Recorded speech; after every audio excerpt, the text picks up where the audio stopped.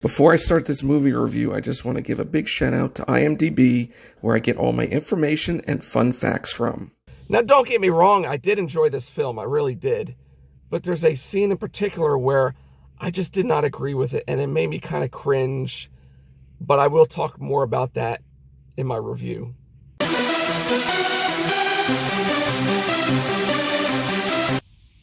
What's up, everyone? Movie Mania Nick here. Today I just went to go see the film Ghostbusters Frozen Empire, which is the sequel to Ghostbusters Afterlife. The director of this film is Kenan, who was the producer of Afterlife, which Jason Reitman directed that film, but he's a producer of this film.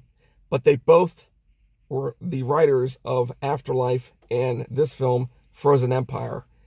So this movie starred McKenna, Carrie, Coon, Paul Rudd, Annie Potts, Finn Wolfhard, Celeste O'Connor, Logan Kim, Bill Murray, Dan Aykroyd, Ernie Hudson, William Atherton, James Acaster, Kumail Nanjiani, Patton, Oswald, and Emily Alyn. So this movie is basically about when the discovery of an ancient artifact unleashes an evil force, Ghostbusters new and old must join forces to protect their home and save the world from a second ice age.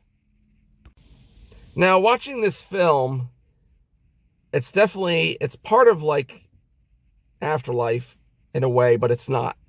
Because basically Afterlife was basically everybody coming together, meeting each other, and all the other stuff. This one was more of on their own. They're trying to go on their own and do their own ghostbusting.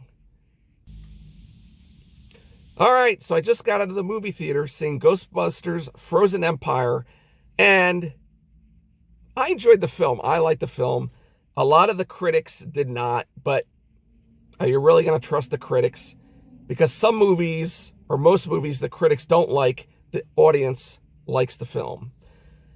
So I did enjoy this film. Was it a perfect Ghostbusters film? No.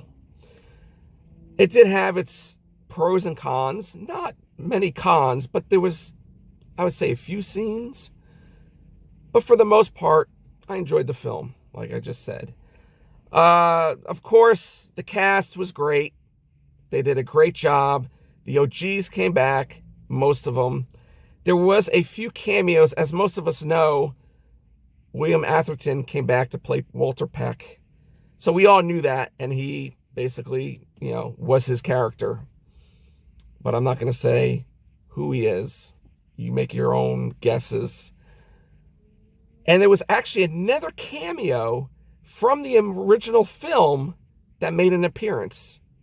You'll just have to see the film to find out who it is. It wasn't a big cameo or big character in the original movie. Even in the original film, he had a small part. So, but when you see him, and if you've seen the original film, you'll know who he is. But with most of the cast, like I said, they did a great job. Paul Rudd was funny. He definitely had his moments. I was laughing. Kumail Nanjiani, I think he did a good job also with his sarcasm comedy, like he always does. A lot of people don't like his sarcasm comedy. I do. I thought he was funny in this movie. A lot of the jokes, quick-witted sarcasm jokes, I laughed at. Patton Oswald, he was all right. I mean, he was funny at times, but he had a very small part in this film, so don't expect him to be in the full movie, because he's not. Also, like Logan Kim, that plays Podcast, he had a very small part in this movie, wasn't really in the film that much. I mean, he had his comedic moments, but it wasn't a lot. I think the cinematography was great. There were some scenes in this movie where you could tell it was CGI, of course, but they were practical effects, which I liked. I like how they brought that back again for this film. And it was great to see Slimer again. You gotta love Slimer. Just pig it out on food. So I guess I can say this now because it's actually been in the trailers and most people have seen it.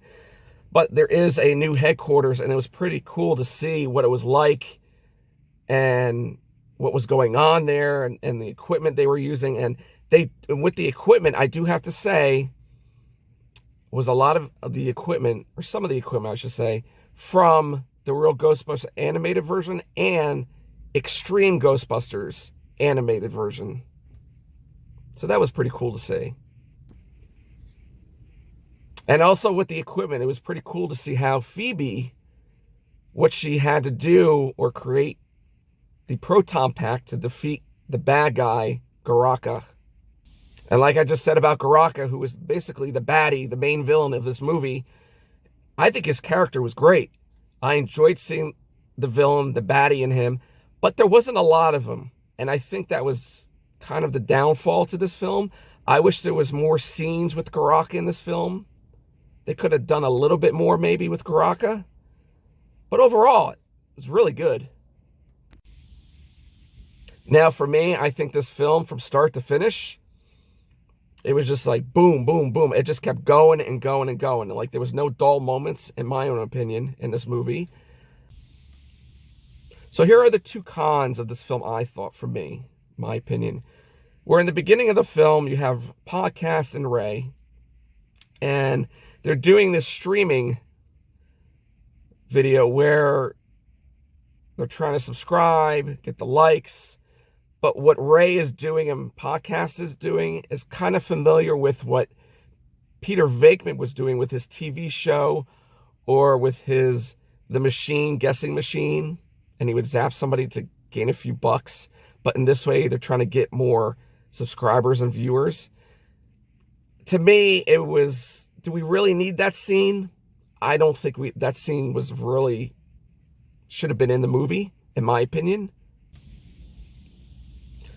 And the other con of this movie for me, in my own opinion, was there was a scene with Phoebe. And I don't want to say how it was because I don't want no spoilers. I don't want to ruin it for you guys.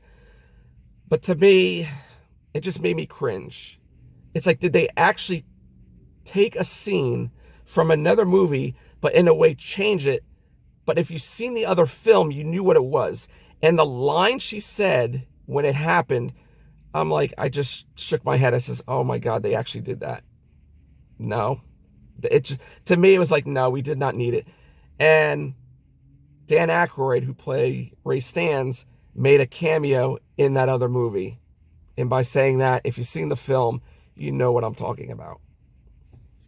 To me, it was just, and how they portrayed it too, in another sense of how or what she wanted to do. It's like, really, you really want to do that?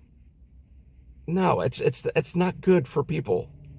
That made me think, no, this shouldn't have been in the film, or how they did it in that way. Basically, especially with her age and how she is becoming an she's a teenager now, and the pressure she's under with the family and the problems. Yeah, it's like, I don't think they should have went with that in that way. So would I recommend to see this film? I say yes, especially if you're a Ghostbusters fan. If you've seen Ghostbusters 1, 2, Afterlife, I recommend to see this movie. I think you're going to have a fun time with it. Don't be so serious with it. And just have fun. Enjoy it. I mean, they got the OGs back for this second movie too. What else can you ask for? And now it's time for fun facts. This is the first movie in the Ghostbusters franchise not to involve Ivan Reitman, who directed the first two films and produced all of the preceding films before he passed away. And finally, Kumail Nanjiani cited the real Ghostbusters 1986 as an influence on the movie. And that's it, guys. That is my movie review for Ghostbusters Frozen Empire. I hope you guys enjoyed that. As usual, smash that like button, support, share, hit that notification bell. It will notify you when the next video vlog will be up. Also, check me out on Instagram under the same name, Movie Mania Nick. And remember, stay safe, be excellent to each other, and party on, dudes!